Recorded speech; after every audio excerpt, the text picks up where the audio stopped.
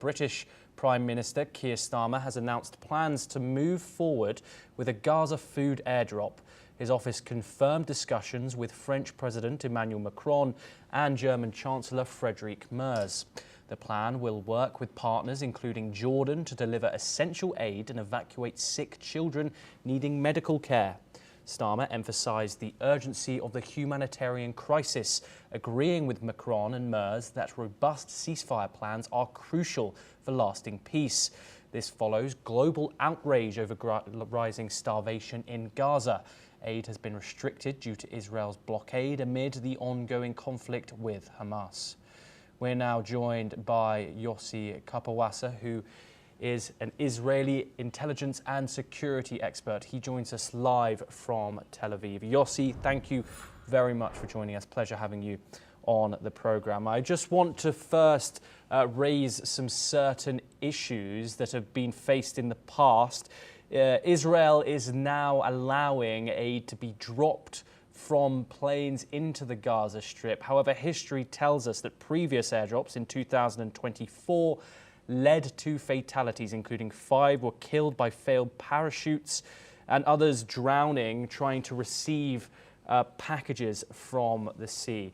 Why has Israel chosen this method to be allowed after widespread calls for aid, unrestricted aid access into the Gaza Strip? First of all, we didn't choose this system of delivering aid.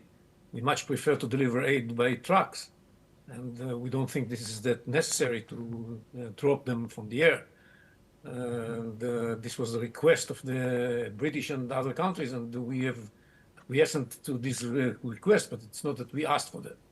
What happens on the ground is that we have intensified the number of trucks that are coming in. As a matter of fact, a lot of the kitchens that are taking advantage of these trucks full of load of supplies are processing have resumed their activity in the Gaza Strip.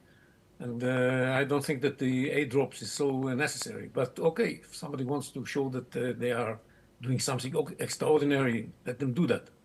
There's enough food, and there's a lot of 250 trucks were entering Gaza today.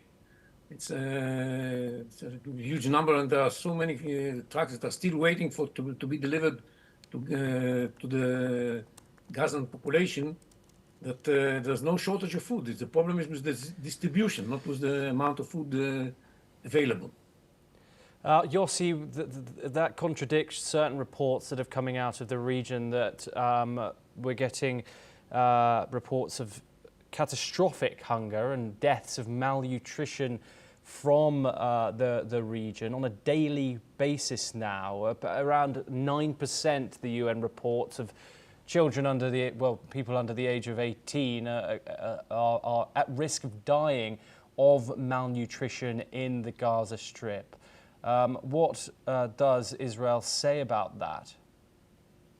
Well, we are admitting that there are problems of supplying the food and the other kinds of aid in Gaza. These were caused by Hamas and by the UN agencies who refused to deliver the supplies of humanitarian aid that are already inside Gaza.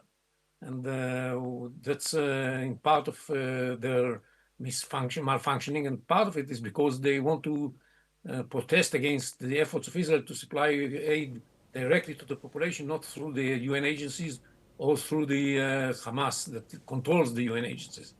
And that's what it's a political issue, and it's a very well orchestrated campaign that in the meanwhile, some people do suffer because of this campaign. This is a pity, and we are trying to bring in as much food as possible to make sure that this phenomena is going to disappear as soon as possible. We don't want to see anybody suffering. Yes, Yossi.